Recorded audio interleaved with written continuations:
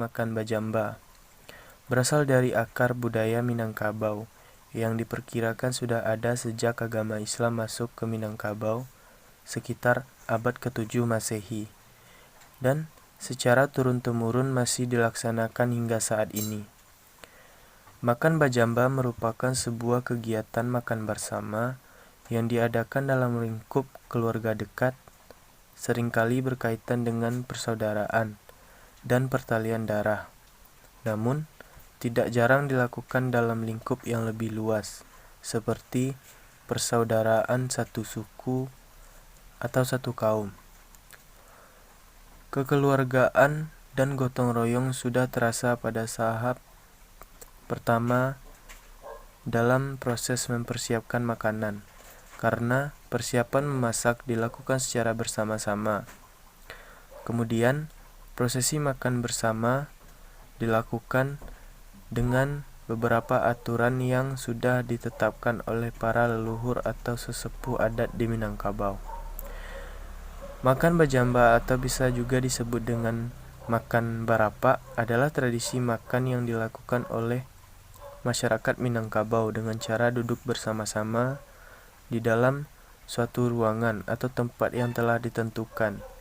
Tradisi ini umumnya dilakukan pada hari-hari besar agama Islam dan dalam berbagai upacara adat di Minangkabau. Tradisi makan bajamba ini menyiapkan berbagai macam hidangan seperti rendang, cancang, gulai cubada, kerupuk lado, pange ikan, pinyaram, gelamai. Semua makanan tersebut disiapkan secara gotong royong oleh para perempuan di Minangkabau. Tradisi malamang-lamang adalah makanan khas masyarakat Minangkabau yang terbuat dari beras pulih ketan yang dimasak bersama santan kelapa dan dikemas dengan wadah dari talang bambu. Tradisi malamang ini dilakukan pada menjelang bulan Ramadan, Lebaran Hari Raya Idul Fitri, Idul Adha, peringatan Maulid Nabi, beralih atau pesta pernikahan, serta perayaan Hari Kematian. Adapun latar belakang asal-usul tradisi malaman di Minangkabau ini tidak lepas dari berkembangnya agama Islam di Minangkabau sekitar 300 tahun yang lalu. Saat itu ulama terkenal Syekh Burhanuddin datang ke pesisir Minangkabau, yaitu di daerah Ulakan Pariaman. Menurut Tambo, ia sering berkunjung ke rumah-rumah warga, bersilaturahmi dan menyiarkan agama Islam. Namun ia melihat masyarakat menyuguhinya dengan makanan yang dikira haram, sehingga Syekh Burhanuddin pun memperkenalkan cara memasak yang halal bagi masyarakat sekitar, yaitu ia memasak nasi dalam luas talang bambu yang dilapisi dengan daun pisang. Adapun cara memasaknya yaitu talang bambu diputar-putar agar merata dan kemudian dimasak dengan menggunakan tungku pembakaran yang menggunakan kayu bakar. Seiring berjalannya waktu, tradisi itu pun diberi istilah lamang. Malamang tidak saja sebagai kebiasaan atau tradisi pada waktu-waktu tertentu oleh masyarakat Minangkabau, melainkan juga memiliki nilai ekonomis atau dimanfaatkan untuk pemenuhan kebutuhan keluarga. Kawah daun merupakan minuman yang terkenal di daerah Minangkabau. Kawah daun sendiri terbuat dari seduhan daun kopi yang sudah dikeringkan. Minuman yang terbuat dari daun kopi itu semakin akrab dan melekat dengan sebutan kawah daun. Pada tahun 1840, Gubernur Jenderal Van den Bosch menerapkan sistem tanam paksa kopi di Minangkabau. Karena pasaran dan harga kopi pada saat itu melebihi bernilai sangat tinggi di Eropa. Seluruh masyarakat dipaksa untuk menanam kopi, dan kemudian hasilnya diserahkan pada para penjajah yang berkuasa pada saat itu. Tidak ada kopi yang boleh diminum oleh masyarakat Minangkabau. Semuanya harus diberikan kepada Belanda, sehingga masyarakat hanya sebagai penanam dan pekerja saja. Kemudian, masyarakat Minangkabau memikirkan cara untuk tetap bisa menikmati hasil jerih payah mereka sebagai petani kopi, dengan meminum seduhan dari daun kopi yang dikeringkan.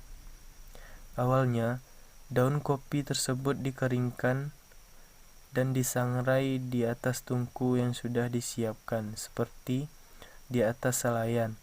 Daun-daun kopi tersebut disusun dengan rapi dan ditunggu hingga kering. Setelah itu, daun kopi tersebut dimasukkan ke dalam sebuah tabung bambu tembikar, atau bisa juga ke dalam panci besar untuk dimasak sampai mendidih. Setelah mendidih, saat itulah aroma dan sari dari daun kopi tersebut akan membaur dengan air, kemudian menghasilkan warna agak kecoklatan menyerupai warna teh. Daun kopi yang sudah dianggap masak itu kemudian dimasukkan ke dalam sebuah sayak atau gelas yang terbuat dari batok kelapa yang dibelah dua. Agar kawah daun terasa enak untuk dinikmati, minuman itu diberi sedikit gula saka atau gula merah sebelum diseduh. Pada awalnya, minuman kawah daun biasanya dilakukan oleh orang-orang pribumi di dangau di tepi sawah, di ladang-ladang yang mereka kerjakan, atau di balai-balai bambu. Masyarakat Minangkabau tetap mempertahankan kebudayaan minum kawah daun tersebut sesuai dengan sejarahnya.